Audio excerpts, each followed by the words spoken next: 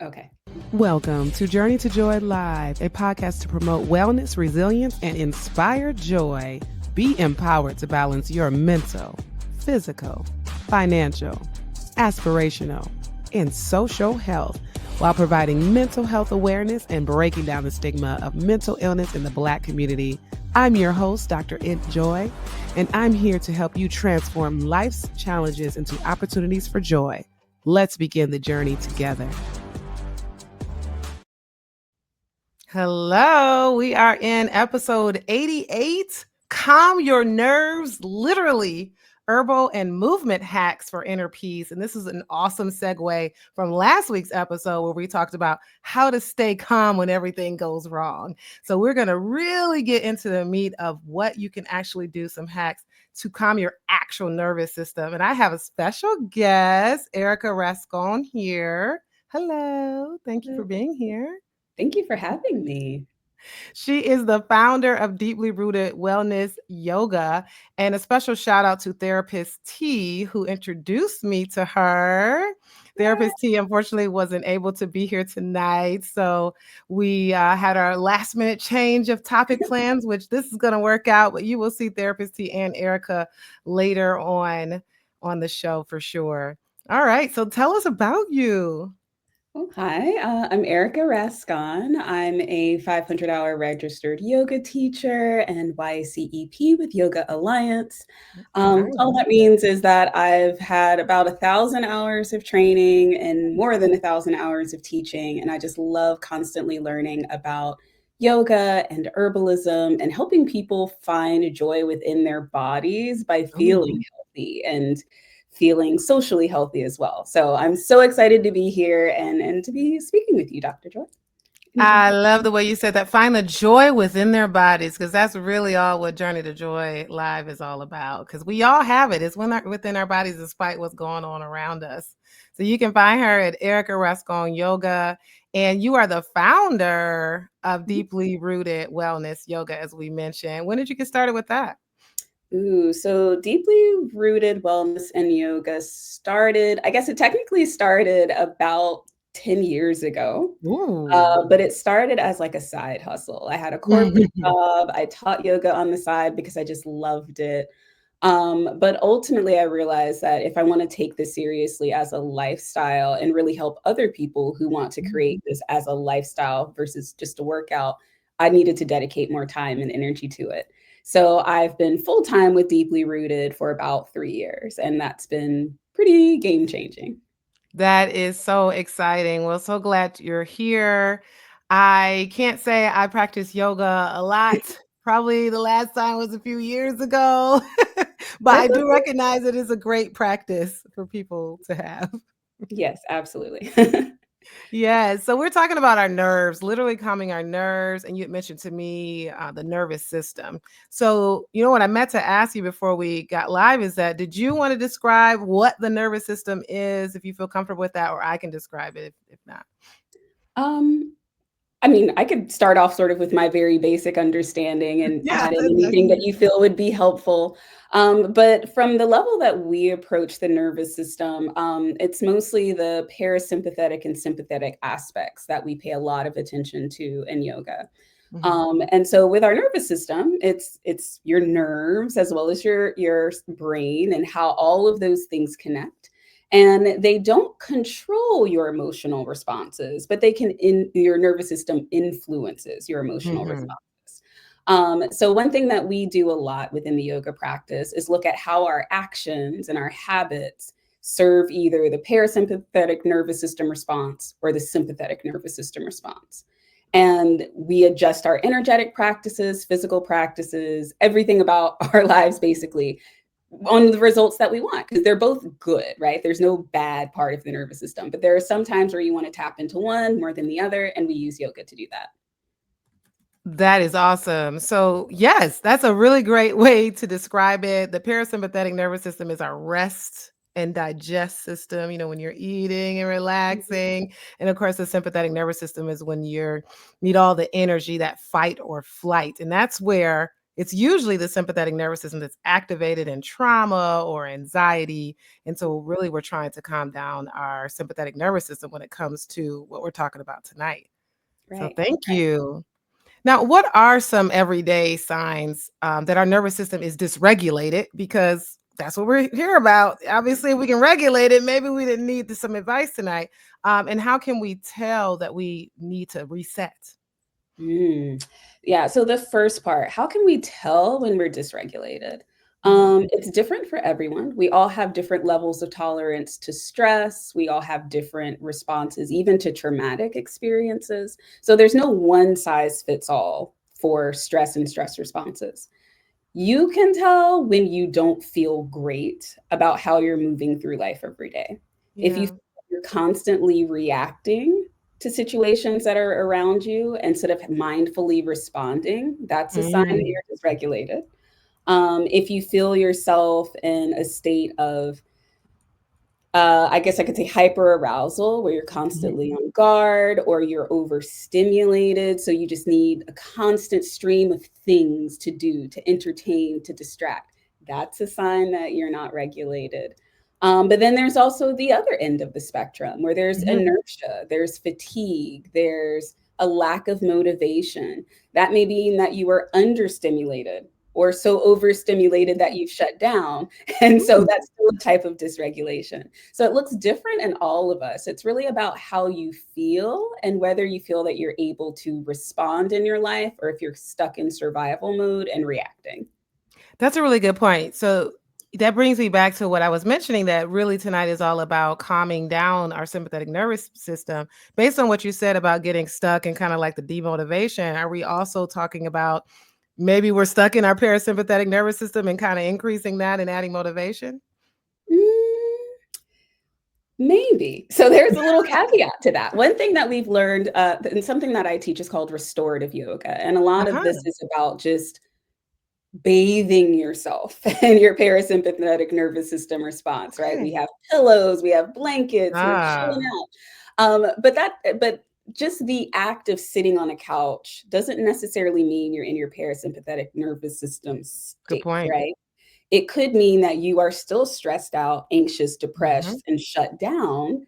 And yet that inertia isn't helping you rest. It's not helping your cellular repair. You're not feeling replenished and refreshed when you wake up. So, not moving isn't always the same as nurturing that aspect of your nervous system that needs care. And it really takes some discernment to know the two. Love it, love it. That's very true. Because I mean, you can just be sitting there, and for people who have anxiety or trauma, some type of trigger, or even it may not be an identifiable trigger, their just heart starts racing all of a sudden, and you realize, okay, I am definitely not in my parasympathetic nervous system. Yeah. It's not Yeah. true rest for sure. And So yeah, that's a lesson I had to learn on my own, mhm. obviously. So I thought that I was doing great by getting, maybe 7 to 8 hours of sleep and that I was doing well for myself by, like, resting, and what I meant by Mhm. resting was, like, laying on the couch and scrolling through my phone, and so I thought that I was taking care of myself, I was resting, and then the more I learned, it was like, "Oh, I don't feel replenished when I'm doom scrolling. I don't feel well rested if I fall Mhm. asleep in front of the TV or the tablet."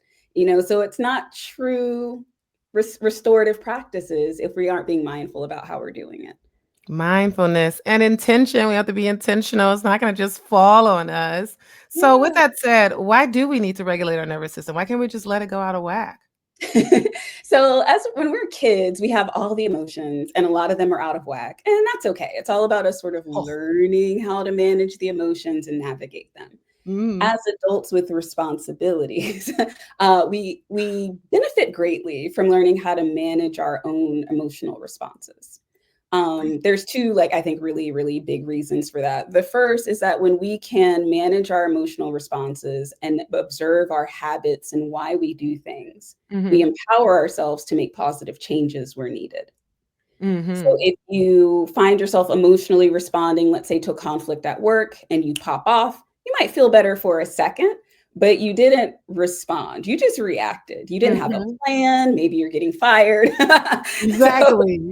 yeah. So we are in a better place of empowerment when we understand what we're doing and why we're doing it. And then we can Mhm. choose to respond and respond according to our values rather than just responding to the first emotion that like bubbles up, right? Yeah. So yeah, I think that's a huge one. The Mhm. second reason we need to care is just about our family and our communities, right? So when we're self regulated and we have self mastery over our thoughts, our actions, our habits, we can do a lot to improve our family situation at home. We can set better Mhm. examples for our kids, our nieces, our nephews, our Right, right. neighbors. Our engagements and interactions with other adults tend to go better, not always, but at least you have the tools to try to make them better. Mm. Um, and we can build stronger communities. You know, we don't react based on fear all the time. We don't react based on lack all the time. We can make conscious, short and long term decisions that align with our values, and that just benefits everyone, I think. Yeah, and just long-term health. Like if you're living in your sympathetic nervous system, that fight or flight system, that affects your heart, your cardiac Mhm. functioning, your blood pressure goes up, you're more susceptible to heart disease, strokes, Yeah. diabetes, all kinds of different things with stress, getting sick. Your immune Yeah, system your function immune goes system. down. So, Mhm. obviously, from a social aspect, it's important. From the aspect of not wanting to get fired because 'cause you're popping off on somebody, and then, of That course, part. medically. And it's interesting when you said that, you feel good in the moment when you've cussed them out, but later, the long-term consequences, you don't feel so good. Well, you feel good because you're listening to your body at the moment. Your body is telling you, "Fight, fight, fight," or Yep. "Cuss them out." Do all these things. But that's the thing about regulation is going against the grain of what's happening right now. So regulating means going backwards. The heart rate is going up. Let's try to do some things to calm it down as opposed to encouraging it to continue to race. So And that's I'm so definitely. glad you oh, I'm sorry. Oh no, go Um, ahead. I'm so glad you mentioned a lot of the medical benefits because I think as a very heart-centered social person, I automatically go that route. Yeah, no, Yeah, like with the physical body, there's this cycle that can set in as well. So if you're dysregulated, self-mastery is not a priority, then you find yourself reacting, right? We talked about that. But you have these internal reactions, your stress responses, your cortisol levels are going through the roof. You're not releasing melatonin, so you're not sleeping properly. Your immune system suffers, which then means you're usually not sleeping properly later. And it creates this whole cycle. So physically, stress is one of the, contributing causes to so many physical ailments. And we could just save our own bodies by taking better care of ourselves. So so glad you reminded me. Yeah, that just it's so practical, but so true. yes, for sure. Sometimes we're not thinking about it because we're thinking about things in the moment. So, yeah, very key. Now, as far as you and your yoga practices, how has your yoga and herbalism, because we're talking about herbs here too, Mhm. practices influence your understanding of stress and its impact on the nervous system? Ooh, so there's a chicken and egg here. I'm not sure which comes first, but Yeah. I started my teaching and education journey about 10 years ago. But Yeah. just 6 years ago, I got pregnant and I had Mm. perinatal depression. Mm. So, for those of you who aren't familiar with it, most people know about postpartum depression that happens after birth. But perinatal depression extends the scope of the entire pregnancy and afterwards. And so I realized that stress that you do not acknowledge, it's still there. And Mhm. those things can bubble up when you are in a situation that's new, unfamiliar. Your body's going through hormonal changes. All that stuff rises up to the surface and it has to be Mhm. dealt with. So I found myself needing to get relief from that. Like, how do I deal with the stresses of becoming a new parent, of not Yeah. planning to become a new parent? How do I deal with the stresses Mm. of changes at work? Because as a yoga teacher, pregnancy impacts how I work. Mhm. There were a lot of things that I Mm. needed, and that's why I learned them. Um, so yeah, it was really to kind of start off by helping myself and then look around and realizing like, oh, other people could benefit from that too. So the first thing I would say that is most impactful to me from my Mhm. practice is just learning to be an observer. Mm. So in the beginning of the yoga and meditation practice, a lot of times we talk about just notice how you're feeling, notice your breath. And a lot of times we're on automatic. We don't let ourselves notice if we're taking deep breaths or shallow breaths. We don't notice where the tension is in our body until it becomes pain, you know? So just being an observer through the lens of like yoga and meditation helped me observe when I was not breathing properly, and that's why I felt anxious. Or, Gotcha. you know, yeah, right? And like for you, you're like, yes, I Yeah. get it. But for me, Yeah. that was like mind blowing. It's like, oh, I'm feeling anxious because I'm holding my breath for 3 minutes. Obviously, Oh, wow. right? It's like I would get in a tense situation and I have shallow or no breathing and I have an anxious response. I'm like, okay, I can address this by breathing better. So just being more observant, I think, is one of the main keys for yoga. For herbalism, Hmm. narrowing it down is hard, but I think it's very helpful to realize that herbs work on a physical level, like they can actually help to repair the physical nerve tissue and help to repair damage, Oh. which is cool. But then they also work on like an energetic and emotional level too. So there are herbs that are adaptogens. And not only do they help with the nerve healing, but they also help with our stress response so that we don't feel so reactionary. And that was huge for me. I have some, I don't know if we want to talk about them now or later, but some Yeah, herbs. go ahead. I want to know. Okay. So some of the ones that helped me the most were not the ones I saw online all the time. Uh-huh. I felt like people were holding out on me. Um, but I started off with chamomile and Uh-huh. um, ashwagandha. Ashwagandha was great. Which one's Chamomile, here? no effect at all. I could drink 5 gallons of Mm, chamomile tea and mm. still be wired. So trial and error helps. But I would say ashwagandha was one that if you have access to ashwagandha as a tincture, or even a capsule, I found that that was really helpful for minimizing that initial nervous feeling that I had every morning when I woke up. Oh, Like I would, wow. yeah, like I would wake up and immediately have a to-do list and then immediately feel stressed out before I even open my eyes. And I found that using ashwagandha once a day, I would say at least for about 3 weeks is when I started to notice it. That immediate response calmed down. Wow. Yeah, and it really helped me, like, feel calm enough to start planning my day without panicking, and I got so much more done. So, I would recommend that one for sure You for basically people. drink it as a tea? So, How do you I didn't have ashwagandha consume it? as a tea because I Okay. already knew that I was dealing with diagnosed anxiety and depression. So, for Uh-huh. me, I went straight for the tincture, which is much more potent and much more concentrated.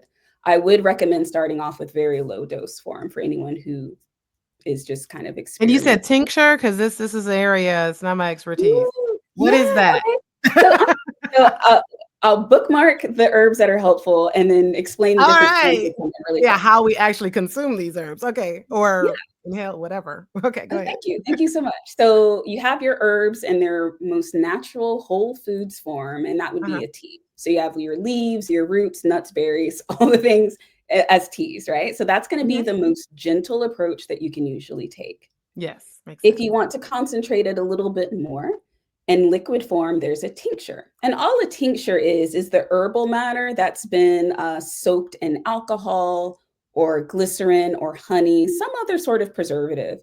And it starts to pull the chemical constituents out of that herb, concentrate them. So then when you take it, you're getting more potency without drinking 10 gallons of tea. Oh, that Um, makes sense. that's helpful. And then you also have capsules, and those are usually just the herb or the root, the root directly ground up very, very fine and put in Mhm. the capsule so that it's easy to swallow. Mhm. You might also have essential oils. Are you familiar with those? Yes, for sure, essential oils. Oh, yeah. Yes. So essential oils are the plants, and they usually use steam or ideally not heat, some sort of cold press method to extract the constituents that you want and have a very concentrated oil form of it. They usually smell very strong, very aromatic. But yeah, so there's different ways that you can have them, and it can increase in potency. So tinctures and capsules are going to be much more potent than just Gotcha. having the herb in tea form. Okay. So going back to the herbs that were really helpful, I went for ashwagandha in that tincture form because I already had like a condition that I was treating versus just trying to manage things. um, Gotcha. yeah. And another one I'd recommend would be, oh, I don't want to limit them, but lemon balm is a really good adaptogen. Oh, It wow. Yeah, and it's a very light lemony flavor, so it's easy on the palate for people who don't like really strong teas. And the last one that I'll mention, because I can go all day about herbs, but You the can last go one that all day. We want to hear it. I love plants and I love plant medicine. But Tulsi, don't sleep on Tulsi. It's Tulsi. It's often called holy basil. There are three types of holy basil, but if you buy like in a store, they usually blend the three types together. One thing I love about Tulsi is that it's not just great as an adaptogen. It's not just great for cellular repair. It also supports your nervous system. It supports your immune system, which is something we talked about. Our immune systems are often compromised when we're highly stressed or under chronic stress. And Tulsi helps to fortify your immune system, which Wow. is really Wow. awesome. It's anti-inflammatory, so if you're dealing with a lot of gut inflammation and things like that, it can help to reduce it. And once your gut is healthier, your hormone production can be normalized, and it's just a beautiful chain reaction from there. So if you haven't looked up Tulsi, please do. Please talk with your trusted Never heard of it. clinicians about Yeah. ashwagandha and Tulsi and lemon balm, and just kind of see what adaptogens could be helpful for you. This is really great because, people come to see me. I'm a psychiatrist. I can give medication, but then a lot of people are hesitant to medication, which is cool because I'm slow to prescribe it. I'm not just like, here, just take this pill. Take But it. a lot of people ask me, what are some alternatives, some supplements, and herbs? I'm just like, it's just not my area, but I really would like to know about it. So this is some great information. You did name three. You also mentioned you didn't want to talk forever. Are there at least two others if people are just wanting to know what others that they can try, and what do you know about the different interactions? Can you do all of them Mhm. at once? Yes. Ooh, so many good things. Okay. So first, I am one of those herbalists that honor the allopathic and like holistic naturopathic way. I think that there are medications that have saved lives. So I don't deter people from life-saving medicine. That's not my jam. But if you're at a point where you're interested in an herbal remedy, two additional ones you might consider. One would be Gotu Kola. It's Gotukola. And Gotu Kola is really helpful for focus, improved Mm, memory. nice. It is also an adaptogen, so it's going to help with the stress response in the body, help you moderate it. Mhm. But for me, as someone that was also going through depression and anxiety with some other things, I found that it really helped with the mental focus because when you get overwhelmed, overstimulated, it's hard to focus and get things done and be productive. And then as a Virgo and type A, I don't feel good about myself if I'm not productive.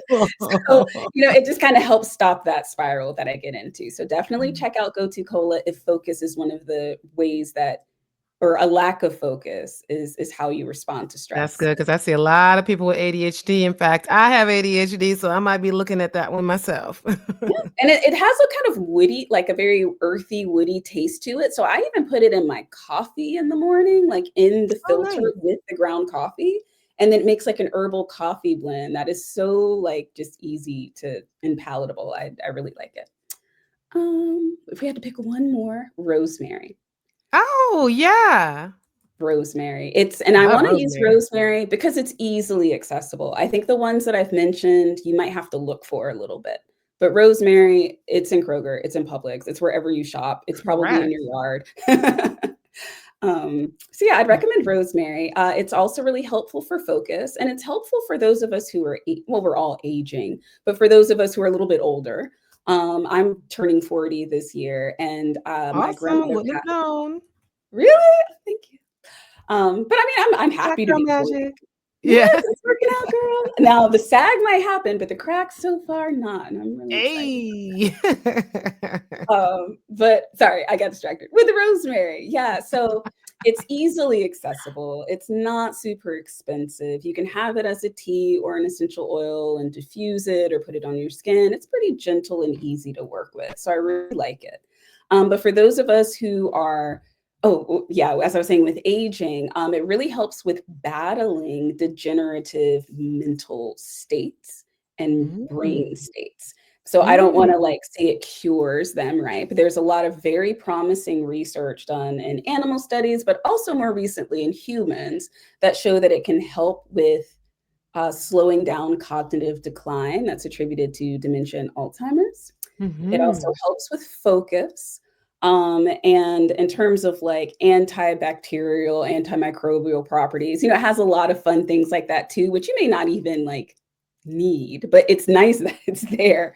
Right. So yeah, so if you're just like kind of wanting to dip your toe in the water with adaptogens that are easily accessible, I'd start with rosemary and just kind of see how you feel and just making a nice little aromatic experience.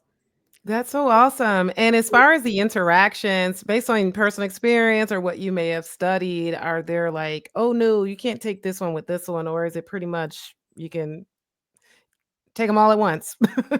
Please don't take them all at once. Please don't. Like, there's some you can stagger, like, you can stagger rosemary and lemon balm, for example. They're both food grade substances and you're fine. But there's one called St. John's wort. Oh, St. yeah. John's wort is Yep. one of the most effective antidepressant Yeah. non-pharmaceutical substitutes there are, but you don't wanna mix them with No. your pharmaceutical product because they Yep. will just counteract each other and nothing positive will come out of that.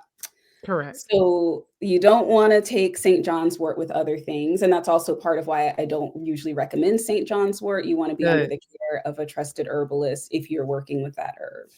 Um, Most of the other ones are pretty benign. That's why I tend to recommend them first.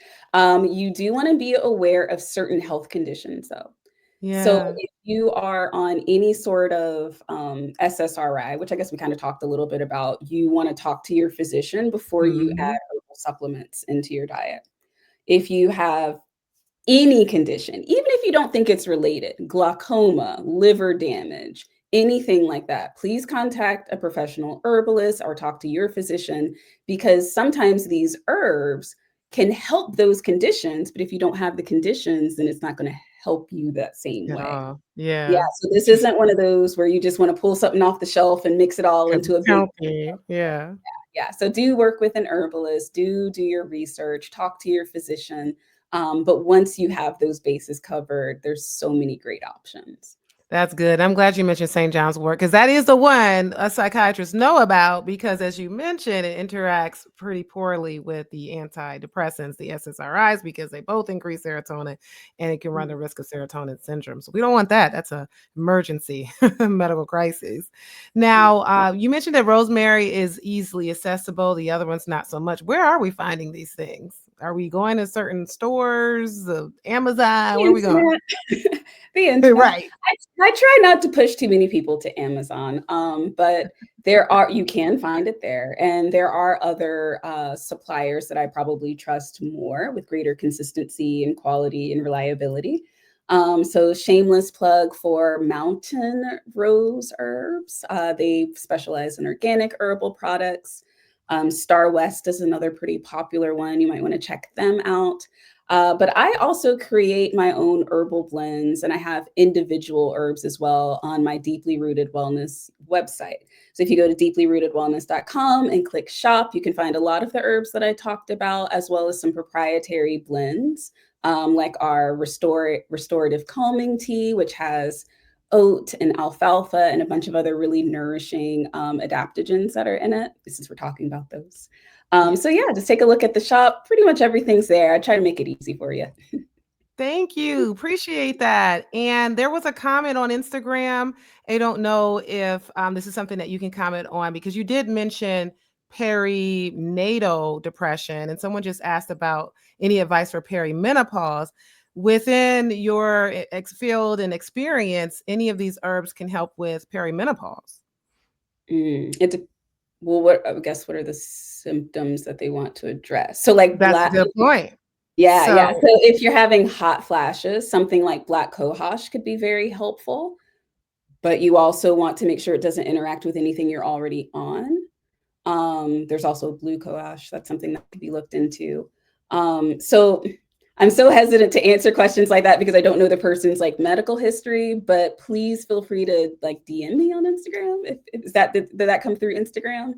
It was through Okay, Instagram, yeah, yes. just DM And me and you I'll know what? I also made a comment, I replied to their comment that on March 27th, I will be interviewing an OB-GYN physician who and we will be talking about menopause, perimenopause, hormone replacement. So the person who made that comment, please do come back so that we can talk about it. But good point, Erica, that really these herbs, we're talking about different specific symptoms that you might have. So you mentioned the hot flashes. A lot of times in perimenopause, you might get depression, which Mm, is kind of up to par with what we're talking about, or you might experience anxiety or dryness or low sex drive. So there's a lot of different symptoms. So good point. yeah.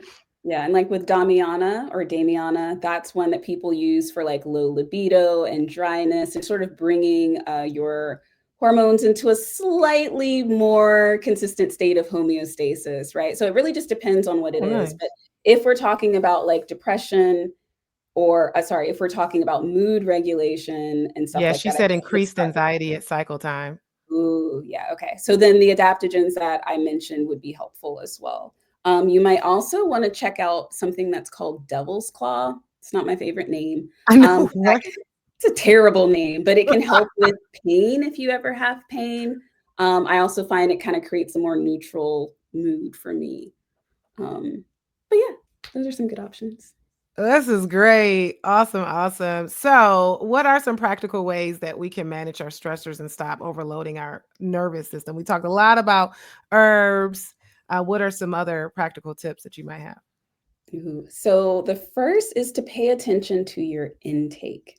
And this is the Mm, intake that comes through all of your senses. What are you listening to? What are you watching?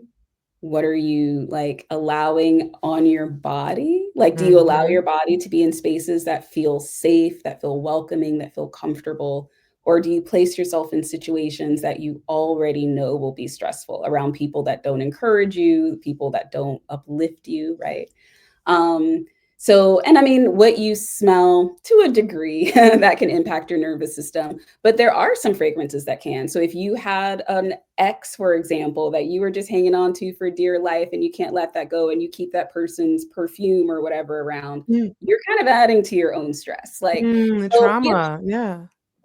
yeah, so it's like we just want to be mindful of our intake through our senses. Um, so to give an example of what I see versus the outcome people want, and I'll use my own life and family for this. A lot of people I care about scroll before they go to bed. They Mhm. scroll while they're eating, so or watching TV, so there's some sort of screen interaction. They surround themselves with people that won't say they're dramatic, but there's always dramatic things happening when they're around.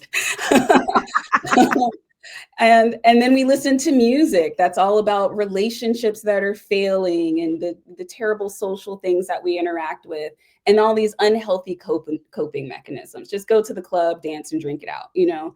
So being aware that those things are also stressors that influence Yeah. your nervous system, you can start making better choices about them. So be aware of the intake and then make choices. What can you do to cut out unnecessary stress? So let's say you watch TV while you're eating, and what you like to watch are murder mysteries, um, post-apocalyptic dramas where everything is just gone to the pits of hell and back. Uh, Yeah. all the dramas with family Oh dramas, my who's cheating goodness. on who, whose illegitimate baby is this, like all the things, those are things that your brain doesn't really process as being fake. Your brain is Yeah. just receiving that information and giving you a emotional response back. Exactly. That's why I can't watch that stuff. I Stuff like Deliverance or the paranormal activity stuff. It Abuse, can I be deal with all this indigestion. stuff in my work life, my work days, so I can't be watching this kind of stuff, and my husband loves it, so I'll go on my lunch break, and he literally watching Netflix, watching people get murdered and all kinds of I'm like, "What are you watching? Let me go back into my office." That is a good response. That is a helpful response because it's the same way with me. Like I used to think I was just too sensitive, so I couldn't watch Mhm. those things. And there is, HSP, what's that phrase? Highly sensitive person. Like that's a Okay. phrase, that's a real thing, right? but it's also very natural. Like if I were to ask you, doctor, do you find death, rape, and murder to be entertaining? Oh my Your God. response would be, Hell no. so like I think most people would respond that's not entertaining, but we watch it for entertainment and we stress Right. ourselves, right? So yes, just allow yourself to be an observer of your intake and through all of your senses and start cutting out those stressors that just aren't serving you, aren't helping you in any way. I'd say that's the most practical place to start. Even down to my toddler, my 4-year-old, he had a dream. He runs into my room in the middle of the night, of course, because they love to wake you up. He's like, I dreamed about a ghost. The ghost woke me up out of my sleep. And so the next day, he's looking at my phone and he's watching like this game with a ghost. I said, you know what? Didn't you have a dream about a ghost last night? Oh, but yeah, this is fun. This is funny. Legend, you had a dream about a ghost last night. Okay, mommy, you're right. I change it. So I'm just like, Good it's job. all you gotta Good job. He is a role Legend is a role model for all of us. do. Let's just say Exactly. that. Because it's true. Like, and I'm sorry to throw my husband under the bus. Alejandro, I love you. But that is a mature response to have because I remember coming home from work. My husband was watching the last two seasons of Game of Thrones years ago.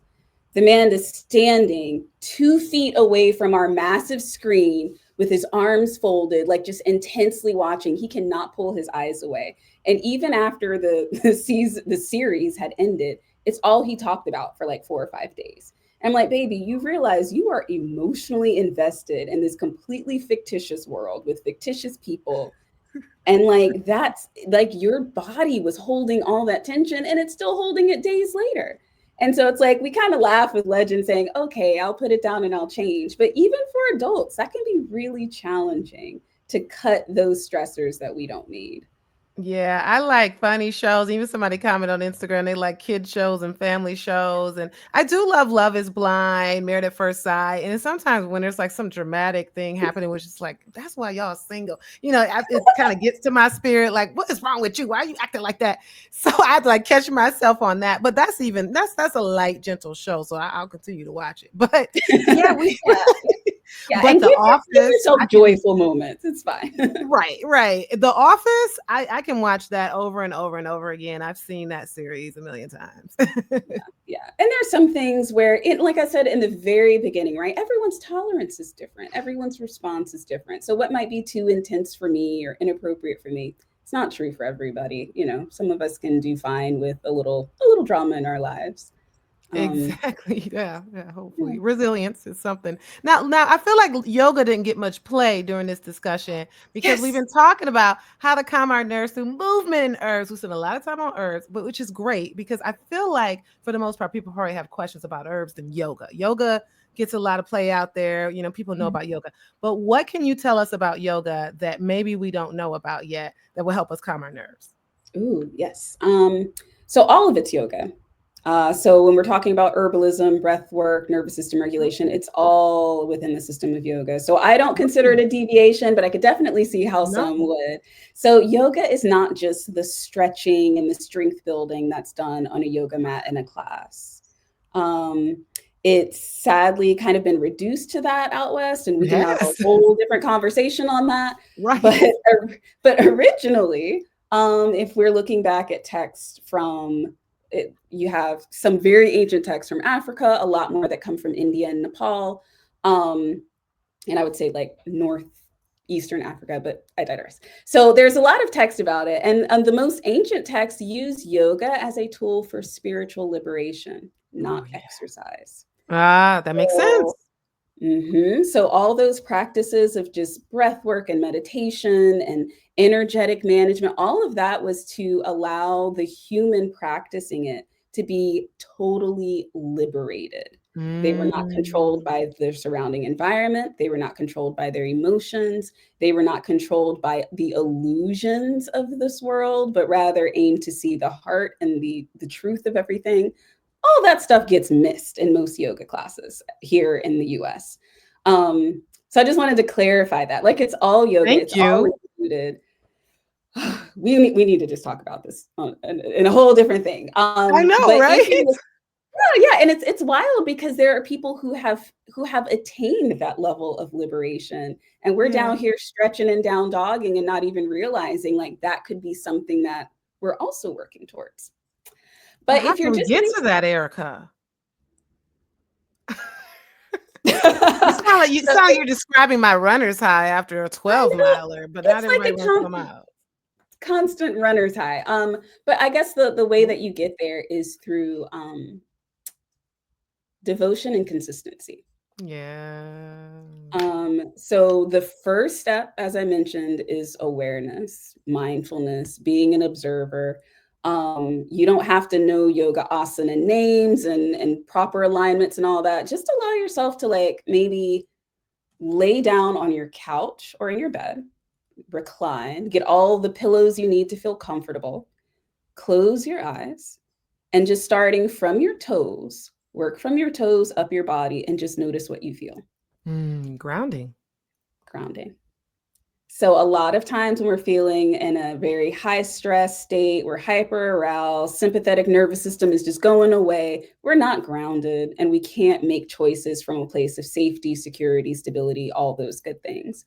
So when you just let your body rest and you allow yourself to pay attention to your body, you can ground all that, stressful, anxious energy, and you allow yourself to bring awareness to where that stress and tension has been stored in your body so that you can then move and help liberate it or at least address it. Um, you mentioned that a lot of people who view this are women, we're women. So a lot of us store that tension in our hips, our Oh, okay. shoulders, and our jaw.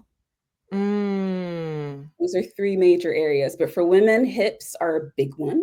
We store a lot of tension and stress in our hips. We also have a lot of emerging research that is helping us understand how generational trauma is passed on through habits, but also genetically. And we don't think about Yeah. trauma and genetics, right? We kind of imagine one as being just thoughts and memories and ideas, and the other is An more experience, yeah. concrete. But nope. Nope. So just allowing yourself to pause, to do a little scan of your body, let yourself get grounded and be aware. I think that's the first step into sort of noticing what's your baseline? Where are you Yeah. starting off? And then you can Mhm. build on from there based on what you observe. Awesome. Yeah. Well, Erica, I thank you so much. There's still so much more to learn. Like I told you, time goes by fast. Erica will be back on Journey to Joy Live with Therapist T. We're going to talk about why talking isn't enough, the healing your body actually needs. So we'll talk about somatic and energy healing. So more to come on this alternative type therapeutic strategies. Mhm. Now, my last question for you, like I ask everybody, because we're on Journey to Joy Live. What's your personal journey to joy been like? My personal journey to joy has been a journey of self-discovery, but empowerment. I allowed myself to be very influenced by a lot of external forces growing up. Mhm. And I became an adult and realized I didn't really feel confident in decision making. I wasn't intuitive. I looked for Mm. validation outside of myself all the time. And so part of my stepping into joy is empowering myself to trust my intuition, to trust what my body is telling me when I move, to trust my thoughts and opinions on things without needing to get validation outside of myself, and Yes. also to just find joyful and empowering community. Like, I'm super stoked to be doing the podcast with Therapist T because she's someone that brings in a different aspect to somatic healing than I do. And like I've learned so much from her and she's been learning from me, and I'm just so excited for that next generation. But yeah, joy for me has been all about self-empowerment so far. Self-empowerment. Oh, you said all the things. I love it. Well, I appreciate you, Erica. Thank you for Thank being on here. you. You'll be Thank you for back having me. soon. And enjoy. Thank you all for listening. Thank you so much for having me, Dr. Enjoy. Take care, everybody. You're welcome. This has been an Enjoy Life production. If you're in a crisis, don't hesitate. Call, text, or chat 988 for immediate support. Please note, this podcast is for informational purposes only and is not a substitute for professional treatment. If you're looking for therapy or medication management through Enjoy Life, visit www.drenjoylife.com to request a consultation. I accept Aetna for Georgia residents, and out-of-pocket services are available for others. I'm licensed in Georgia, Florida, Michigan, Tennessee, Maryland, Wisconsin, New Hampshire, Illinois, Virginia, and Minnesota. Be sure to grab your copy of the Enjoyno on Amazon for $39.08 to help you on your wellness journey. And remember, Journey to Joy Live is every Thursday at 7 p.m. Thank you for joining me. And until next time, may you continue to transform challenges into joy.